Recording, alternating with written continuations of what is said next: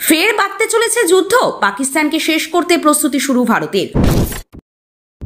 সিকিমে ভূমিধসের কবলে সেনা ক্যাম্প, নিহত 3 জওয়ান, নিখোঁজ 6। ভারতের মাথায় হাত, গাড়ি তৈরির এই বিশেষ পণ্যে নিষেধাজ্ঞা জারি করল জিনপিং সরকার। বাংলাদেশের নতুন ব্যাংক নোট বাজারে এলো, মুছে গেল শেখ মুজিব। ফের বাড়ছে গরমের ছুটি, গরম ও করোনার জেরে সিদ্ধান্ত বদল নিতে পারে রাজ্য সরকার। কখন হবে ঘোষণা?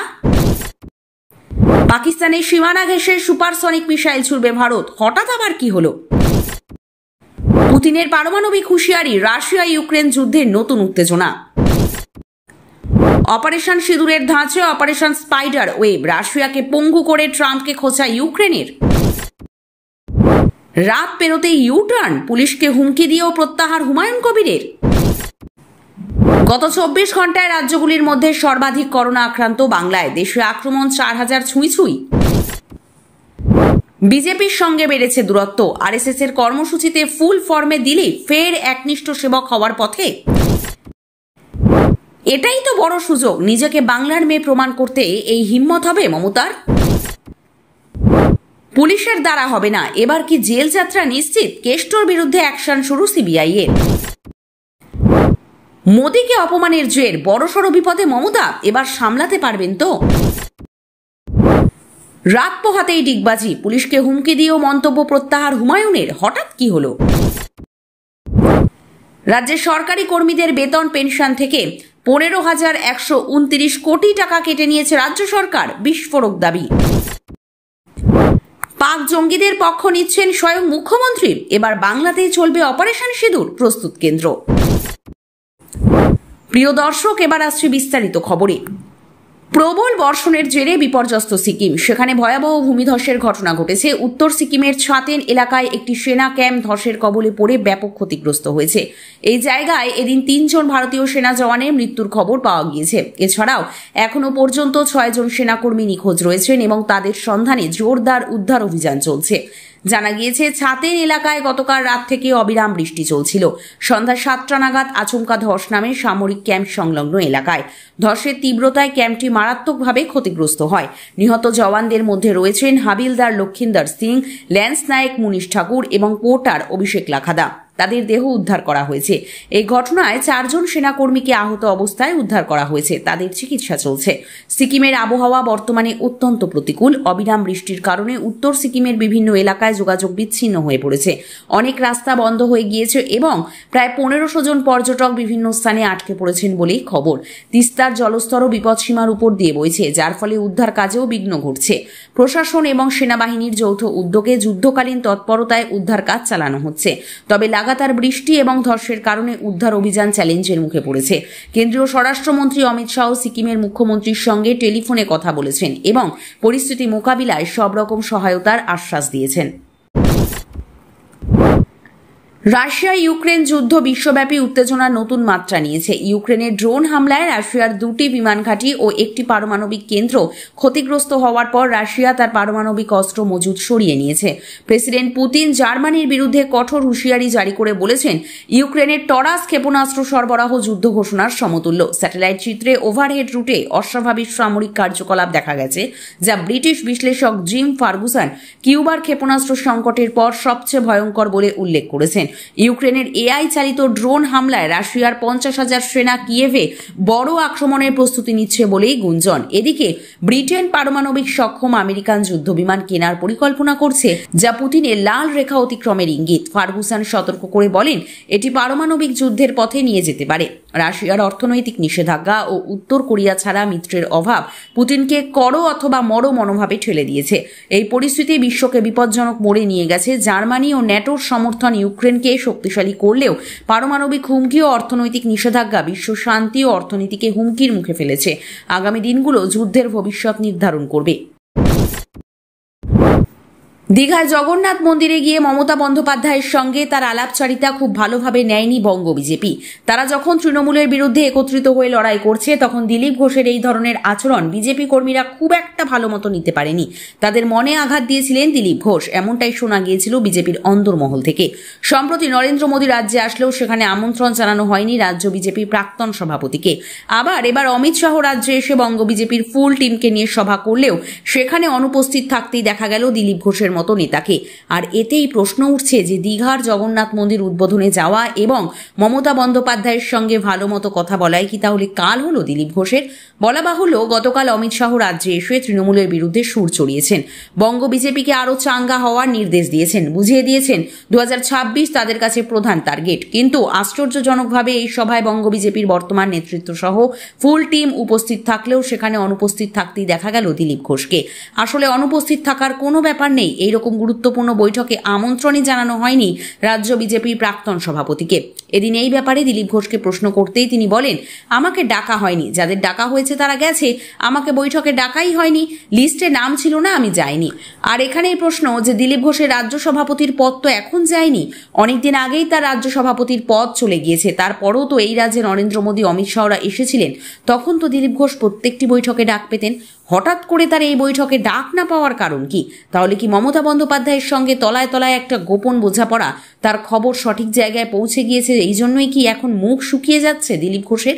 প্রশ্নটা উঠছে বিভিন্ন মহল থেকে। ভারতে যে জঙ্গি হামলা হয়েছে তার পাল্টা পাকিস্তানে অপারেশন সিঁদুর চালিয়েছে ভারত। গোটা দেশ গর্বিত, কারণ পাকিস্তানকে জবাব দেওয়া গিয়েছে মুখের মতো। কিন্তু বিজেপি মাঝে মধ্যেই বলে যে যেমন ঝাড় যেমন বাস, এক ঝাড়ে তো আলাদা বাস হয় না। ঠিক তেমনই কিছুদিন আগে মমতা বন্দ্যোপাধ্যায় এই অপারেশন সিঁদুর নিয়ে নরেন্দ্র মোদীকে আক্রমণ করেছিলেন। আর এবার আরও এক ধাপ এগিয়ে গিয়ে সেই অপারেশন সিঁদুর নিয়ে প্রশ্ন তোলার পাশাপাশি যে কথা তৃণমূলের কল্যাণ বন্দ্যোপাধ্যায় বললেন, তারপর বেশ কয়েকটি প্রশ্ন উঠতে শুরু করেছে। বিজেপির পক্ষ থেকে দাবি করা হচ্ছে এদের মতো দেশ বিরোধী আর কেউ নেই। প্রথমে আসা যাক যে ঠিক কি বলেছেন কল্যাণ বন্দ্যোপাধ্যায়। এদিন অপারেশন সিঁদুর নিয়ে প্রশ্ন তুলে শ্রীরামপুরের এই সাংসদ বলেন, অপারেশন সিঁদুর করতে হলো কেন? অপারেশন সিঁদুর করতে হলো ওদের ব্যর্থতার জন্যই তো। ওরা ব্যর্থ ছিল সেদিন জঙ্গিদের আটকাতে পারেনি, সেজন্য মানুষের চিন্তা ভাবনাগুলোকে ডাইভার্ট করার জন্য অপারেশন সিঁদুর বলছে। একজন সাংসদ, একজন জনপ্রতিনিধির এই ধরনের মন্তব্যের পর বেশ কিছু প্রশ্ন উঠছে বিভিন্ন মহলে। বিশেষজ্ঞদের প্রথম প্রশ্ন, অপারেশন সিঁদুর না করলেই কি খুশি হতেন কল্যাণ বন্দ্যোপাধ্যায়? পাকিস্তান যে প্রতি মুহূর্তে ভারতের সঙ্গে শত্রুতা করে, ভারতকে ফাঁদে ফেলার চেষ্টা করে, এটা তো তিনি খুব ভালো মতোই জানেন। তিনি তো শুধু সাংসদ নন, একজন আইনজীবী, শিক্ষিত মানুষ। ফলে তিনি অপারেশন সিঁদুর করতে হলো কেন, এরকম কথা কেন বলবেন? তাহলে কি তিনি অপারেশন সিঁদুর না করলে বেশি খুশি হতেন? পাকিস্তানের দুঃখে কি তার হৃদয় ফেটে যাচ্ছে? অপারেশন সিঁদুরে পাকিস্তানের কোমর ভেঙে গিয়েছে বলেই শুনতে পাওয়া যাচ্ছে। তাহলে কি সেই দুঃখে কি সমব্যথী তিনি? সেই জন্যই তার গলায় এরকম কথা শোনা যাচ্ছে? প্রশ্নটা তুলছেন বিশেষজ্ঞরা। পাশাপাশি এর সাথে বিশেষজ্ঞরা আরও একটি বড় প্রশ্ন তুলেছেন, সেটা হচ্ছে দেশের মাটিতে দাঁড়িয়ে দেশের ব্যর্থতা নিয়ে আলোচনা করতে কি খুব ভালো লাগছে কল্যাণবাবুর? আজকে দেশ সুরক্ষিত সেনাবাহিনীর জন্য, আর সেই জায়গায় দাঁড়িয়ে কল্যাণবাবু বড় বড় গলায় সংবাদ মাধ্যমের সামনে বলছেন এরা ব্যর্থ, এজন্যই জঙ্গিরা অ্যাটাক করতে পেরেছে। তার মানেটা কি? তার মানে তিনি গোটা বিশ্বের সামনে ভারতের ইন্টেলিজেন্স, ভারতের সেনাবাহিনী, তাদের ভূমিকাকেই প্রশ্নের মুখে ফেলে দিচ্ছেন। আর এই সমস্ত কথা বলে নিজেকে যেমন গোটা দেশের মানুষের সামনে হাসির পাত্র করে তুলেছেন, ঠিক তেমনই গাড্ডায় ফেলেছে নিজের দলকেও। বাংলার মানুষ যতই নিজেদের মনকে বিশ্বাস করানোর চেষ্টা করছে যে না তৃণমূল কিছুটা হলেও ভালো, কিন্তু ততই এই কল্যাণবাবুদের মতো নেতারা তৃণমূলের আসল মুখ আর মুখোশের যে পার্থক্য, সেটাকে জনসমক্ষে নিয়ে চলে আসছেন। কটাক্ষ করে তেমনটাই বলছে বিরোধীরা। পুলিশকে কদর্য আক্রমণের পরেও এখনো পর্যন্ত কেষ্টমণ্ডল বহাল তবিয়াতে রয়েছেন। তার বিরুদ্ধে এখনো পর্যন্ত কোনো কড়া পদক্ষেপ এই রাজ্যের অপদার্থ পুলিশ নিতে পারল না, যার ফলে স্পষ্ট হয়ে যাচ্ছে যে তৃণমূল নেতাদের জন্য এই রাজ্যে এক আইন, কিন্তু সাধারণ মানুষ এবং বিরোধীদের জন্য আরেক আইন। তবে পুলিশ নিজেদের কর্মীদের অপমানের পরেও কেষ্টমণ্ডলের বিরুদ্ধে ব্যবস্থা না নিলেও এবার সেই অনুব্রত মণ্ডলের 12টা বাজিয়ে ময়দানে নেমে পড়ল সিবিআই, যার ফলে প্রশ্ন উঠছে যে আবার কি জেলের ঘানি টানতে হবে বীরভূমের কেষ্টমণ্ডলকে? বলা বাহুল্য, সম্প্রতি অনুব্রত মণ্ডলের এক পুলিশ কর্তাকে ফোন করে কদর্য আক্রমণ এবং হুমকি দেওয়ার অডিও ক্লিপ ভাইরাল হয়েছে। তারপর বহু জল গড়িয়ে গিয়েছে। তাকে বারবার থানায় তলব করা হলেও তিনি হাজিরা দেননি। মনে করা হয়েছিল তিনি কোর্টে গিয়ে জামিনের আবেদন করবেন, সেটাও এখনো পর্যন্ত করেছেন বলে এরকম কোনো খবর সামনে আসেনি। তবে পুলিশকে যখন হুমকি দিচ্ছেন অনুব্রত মণ্ডল, তখন তিনি আরো অনেক কিছু বুঝতে পারেন। তাই সেটা বুঝে এবার বিভিন্ন খোঁজ খবর নিতে শুরু করলো কেন্দ্রীয় তদন্তকারী সংস্থা সিবিআই। কিন্তু হঠাৎ করে আবার তারা কিসের খোঁজ খবর নিচ্ছে? মূলত অনুব্রত মণ্ডলের যে দাপট, যেভাবে তিনি পুলিশকে হুমকি দিচ্ছেন, তাতে তিনি আরো অনেক কিছুই করতে পারেন, এটা আশঙ্কা করছে সিবিআই। তাই গরু পাচার মামলায় বর্তমানে অনুব্রত মণ্ডল জামিন পেয়ে বাড়িতে থাকলেও এই মামলায় যারা সাক্ষী তাদেরকে ফোন করে হুমকি দেওয়া হচ্ছে না তো, এই প্রশ্নটা সিবিআই এর আধিকারিকদের মনে ঘোরাফেরা করছে। তাই যারা এই মামলায় সাক্ষী ছিলেন তাদেরকে ফোন করে অনুব্রত মণ্ডল এবং তার অনুগামীরা হুমকি দিচ্ছে না তো, এই খোঁজ খবর নিতে শুরু করেছে সিবিআই। এক্ষেত্রে হুমকি দিলেই যাতে সাথে সাথে তাদেরকে তা জানানো হয়, সেই কথাও সাক্ষীদের জানিয়ে দিয়েছেন কেন্দ্রীয় তদন্তকারী সংস্থার আধিকারিকেরা। কাশ্মীরে জঙ্গি হামলার পাল্টা পাকিস্তানের বিরুদ্ধে অপারেশন সিঁদুর চালিয়েছে ভারত। মুখে যতই পাকিস্তান বীরত্বের কথা বলুক যে তাদের কিছুই হয়নি, কিন্তু বাস্তবে তারা যে ভারতের এই অপারেশনে কতটা কাবু হয়ে পড়েছে তা একমাত্র তারাই জানে। ভারতের প্রধানমন্ত্রী থেকে শুরু করে স্বরাষ্ট্রমন্ত্রী, প্রতিরক্ষা মন্ত্রী থেকে শুরু করে বিদেশ মন্ত্রী সকলেই যুদ্ধবিরতির সময় পাকিস্তানের উদ্দেশ্যে সতর্ক বার্তা দিয়ে জানিয়ে দিয়েছিলেন এরপর যদি আবার কোনো হামলা হয় তাহলে ভারত ছেড়ে কথা বলবে না। কিন্তু এবার সেই পাকিস্তানের মুখোশ খোলার জন্য লন্ডনের মাটিতে গিয়ে ভারতের প্রতিনিধি দলের অন্যতম সদস্য বাংলার সাংসদ যে কথা বললেন, তাতেই প্রশ্ন তৈরি হয়েছে যে আবার পাকিস্তানের বিরুদ্ধে কি বড় কোনো অ্যাকশন নিচ্ছে ভারত? কিন্তু কেন এমনটা বলা হচ্ছে? কার কথার উপর ভিত্তি করে এমন চর্চা শুরু হয়েছে? বলা বাহুল্য, আন্তর্জাতিক স্তরে ইতিমধ্যেই ভারতের পক্ষ থেকে বিভিন্ন প্রতিনিধি দল গিয়েছে, যেখানে দেশের বিভিন্ন সাংসদরা বিদেশের মানুষের কাছে তুলে ধরেছেন যে পাকিস্তান কতটা সন্ত্রাসবাদীদের প্রশ্রয় দেয়। আর সেখানেই পাকিস্তানকে কড়া হুঁশিয়ারি দেন বাংলার বিজেপি সাংসদ শ্রমিক ভট্টাচার্য। তিনি বলেন, এবার দেশের ভেতর থেকে আক্রমণ চালিয়েছি, বাড়াবাড়ি করলে দেশের ভেতরে ঢুকে মারব। আর এখানেই প্রশ্ন তৈরি হয়েছে, তাহলে কি আরো বড় প্রস্তুতি নিতে চলেছে ভারত? বিশেষজ্ঞরা বলছেন পাকিস্তান কখনো নিজেদের শোধরায়নি, তারা যে জীবনে শোধরাবে না সেটা সকলেই জানে, কারণ সুযোগ পেলে আবার অসভ্যতা শুরু করবে পাকিস্তান। তবে তারা যাতে সেই সমস্ত কিছু করতে না পারে তার জন্যই আন্তর্জাতিক স্তরে এরকম একটা বার্তা দেওয়া অত্যন্ত প্রয়োজনীয় ছিল। সেদিক থেকে বাংলার বিজেপি সাংসদ শ্রমিক ভট্টাচার্য একেবারে খেলা জমিয়ে দিলেন। এরপরেও যদি পাকিস্তানে বিবেক উন্মোচন না হয় তাহলে সেটা যে তাদের জন্য কতটা বিপদ ডেকে আনতে পারে তা লন্ডনের মাটি থেকেই এই বক্তব্যের মধ্য দিয়ে স্পষ্ট আভাস পাওয়া গেল বলেই মনে করছেন বিশেষজ্ঞরা। রাজ্যের বর্তমান যে পরিস্থিতি তাতে রাজ্যবাসী প্রস্তুত আছে ২৬-এর নির্বাচনে বিজেপিকে ক্ষমতায় আনার জন্য। কিন্তু বিজেপি কি প্রস্তুত আছে? বিজেপির কেন্দ্রীয় নেতৃত্ব কি আদৌ চায় বাংলায় পরিবর্তন হোক, নাকি তলায় তলায় তারা সেটিং রেখেছে তৃণমূলের সঙ্গে? এই প্রশ্ন দীর্ঘদিন ধরেই রাজ্যবাসীর একাংশের মধ্যে ছিল। কিন্তু গতকাল অমিত শাহ রাজ্যে এসে তথ্য পরিসংখ্যান তুলে ধরে যে বক্তব্য রাখলেন তাতে এটাই স্পষ্ট যে বিজেপির কেন্দ্রীয় নেতৃত্ব এবার প্রচণ্ডভাবে আশাবাদী বাংলায় পরিবর্তন নিয়ে। বলা বাহুল্য, ইতিমধ্যেই প্রধানমন্ত্রী নরেন্দ্র মোদী এসে ২৬-এর নির্বাচনের সুর বেঁধে দিয়েছেন বঙ্গ বিজেপিকে। তিনি যে উচ্চতার সঙ্গে তৃণমূলকে আক্রমণ করেছেন তাতেই বোঝা গিয়েছিল যে বঙ্গ বিজেপি এবার বাংলা নিয়ে কতটা ঝাঁপাতে চলেছে। তবে মোদীর পরেই অমিত শাহ এসে যে কড়া ডোজটা দিয়ে গেলেন গেরুয়া শিবিরের নেতাকর্মীদের, তাতে আর বলার অপেক্ষা রাখে না যে বাংলা নিয়ে কতটা সিরিয়াস বিজেপি।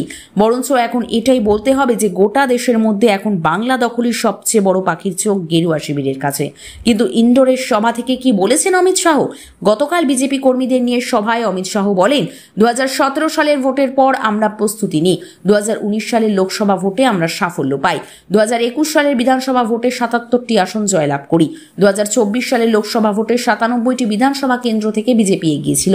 আর একটু বাকি আছে, আপনারা ৪০% পেরিয়ে গিয়েছেন, আর ৪ থেকে ৫% এগোতে হবে।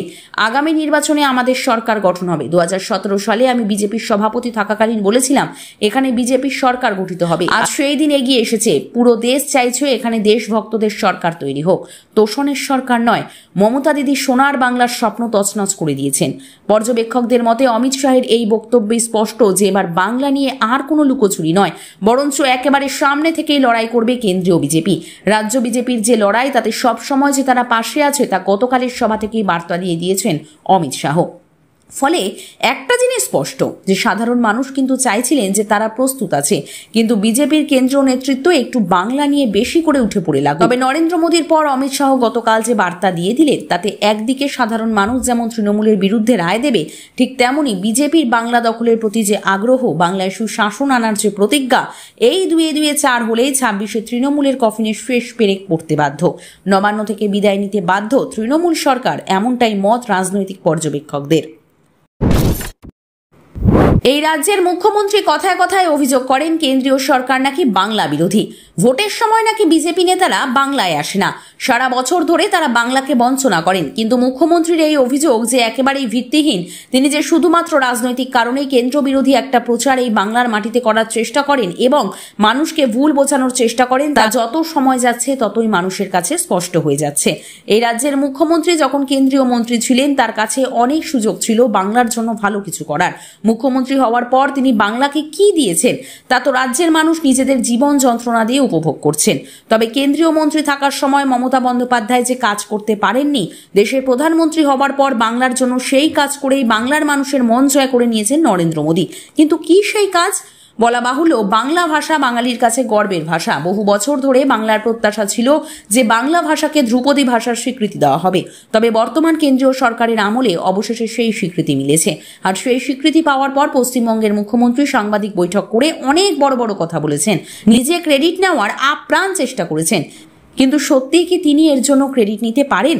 এই ক্রেডিট তো একমাত্র দেশের প্রধানমন্ত্রী প্রাপ্য, বর্তমান কেন্দ্রীয় সরকারের প্রাপ্য। কারণ তারা যে কাজটা করে দেখিয়েছেন তা বাংলার মানুষের আবেগকে স্বীকৃতি দেওয়ার কাজ, যা বাংলা থেকে নির্বাচিত হয়ে দেশের সংসদে গিয়ে বহুদিন সময় পাওয়ার পরেও করতে পারেনি মমতা বন্দ্যোপাধ্যায়, এমনটাই দাবি করছে বিরোধীরা। গতকাল নেতাজি ইন্ডোরের সভা থেকে সেই বিষয়ে আলোকপাত করে এই মমতা বন্দ্যোপাধ্যায়ের দিকে প্রশ্ন ছুড়ে দিয়েছেন কেন্দ্রীয় স্বরাষ্ট্রমন্ত্রী অমিত শাহ। তিনি বলেন, মোদীজির নেতৃত্বে বাংলার বিকাশের জন্য অনেক কাজ হয়েছে। বিকাশের সঙ্গে সঙ্গে বাংলার সংস্কৃতিকেও মোদীজি ভোলেননি। বহু বছর ধরে বাংলার মানুষের দাবি ছিল যাতে বাংলাকে ধ্রুপদী ভাষার স্বীকৃতি দেওয়া হয়। মমতা দিদির কাছে আমার প্রশ্ন, আপনি 10 বছর ধরে হয় কেন্দ্রীয় মন্ত্রী থেকেছেন বা আপনার সমর্থন ছিল, বাংলা ভাষাকে তখন কেন ধ্রুপদী ভাষার স্বীকৃতি দেওয়া হয়নি? মোদীজি বাংলাকে ধ্রুপদী ভাষার স্বীকৃতি দিয়েছেন, এর জন্য ধন্যবাদ জানানোর শিষ্টাচারটুকুও নেই মমতাজির।